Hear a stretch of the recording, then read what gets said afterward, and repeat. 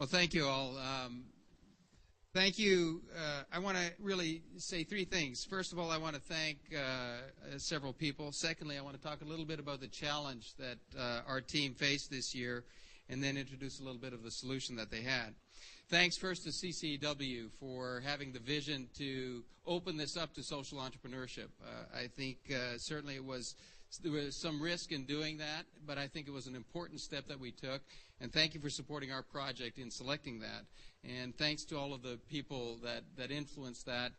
Chris Schilling, thank you, too, for helping support that transition as you were transitioning out yourself. Secondly, I want to thank the group of clinicians.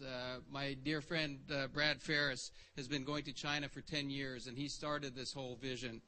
And reluctantly, I was dragged to China my first time almost 5 years ago, and have become really enamored with the China project, and am now trying to drag all of you into it. I want to thank Dr. Skuda, who's a chairman of the Eye Institute, who's really supported us in doing this work as well, and put many resources, and to all of the colleagues of ours that have gone volunteering their time, volunteering their expenses to go over to China and make this a reality. Finally, I want to thank our team. We really had a great team again this year. To Jay, Sam, Patrick, and Barry, and Lucas as the team captain, it's been a lot of fun. I had them over at my place a while back, and we really had a really good time working on this project. And I'm so excited for you guys, and I hope someday to see you in China with this project. Secondly, I want to talk to them talk to you about the challenge that I gave them, and I always told them that you need to be meaningful and relevant. They are trying to help eliminate blindness in 1 million people. Think of Oklahoma City being blind. It's a big project. It's a big project halfway across the world. It's a formidable challenge. It has organizational, operational, financial, and sustainability issues that they had to address. And that's a significant challenge for them. They did a great job.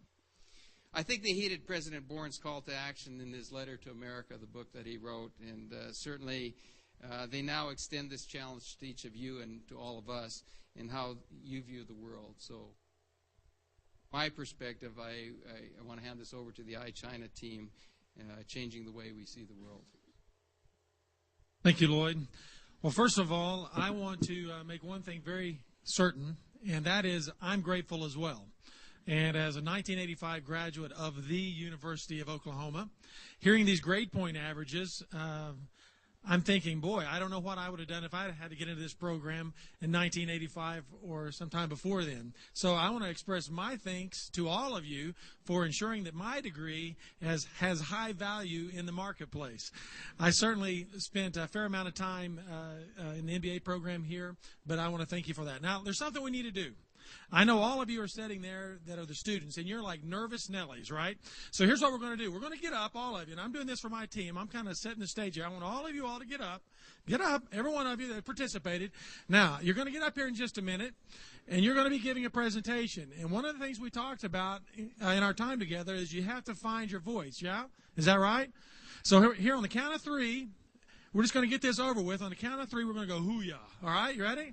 All right, we're going to get rid of those jitters. On the count of 3, 1, 2, 3, hoo-yah. All right, now you can sit down. Now the jitters are all gone. But seriously, at Giant, I'm the CEO of Giant Experiences, and at Giant, one of our goals is that we want to grow leaders and we want to grow companies in order that they might use their success for significance.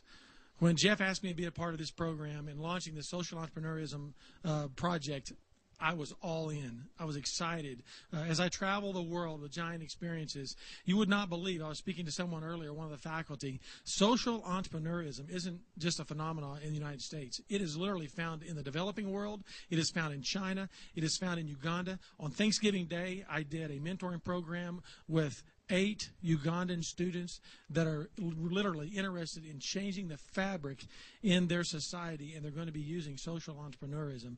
So Giant Experiences has as its goal to mobilize leaders who want to use their influence to impact the world for good.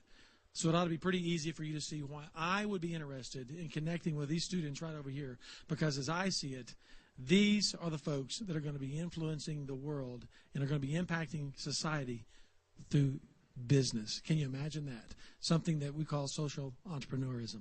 Now, this last weekend, one of our national clients is Chick-fil-A. I had the opportunity to sit in Truett Cathy's desk. It was kind of a fun thing, sitting there wondering, what do we have in common? And one thing for sure, if you've ever been into one of their restaurants, you notice that we have a haircut that's very similar. Truett is in his 80s, and he's lost his hair, so if it was good enough for Truett Cathy, I considered it being good enough for me.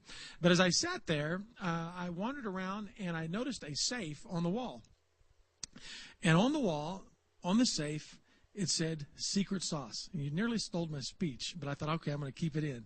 But on the wall, in the safe, was a little plaque that said secret sauce. And in that safe, they tell me it's true, they have the secret sauce for Chick-fil-A chicken sandwich. And as I was driving down this evening and I was talking to my wife, I said, you know what?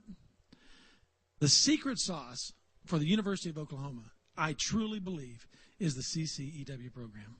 I'm not kidding you. These students are impressive.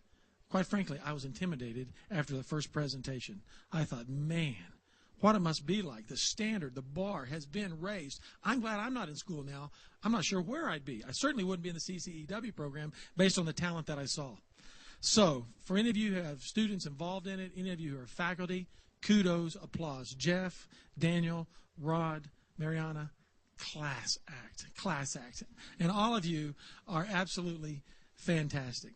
So the last thing I want to say is this. You know, it's been said that there are those, when they come in a room like this, they darken it. Then there are students like these before us right here. When they walk in, they brighten it. Can I just tell you from my perspective, a guy who travels the world, is involved with business leaders literally all around the world, you are among the best of the best tonight. These students are the future. The future looks bright because of programs like CCEW. And with that, I give you a fantastic project, that being I-CCEW.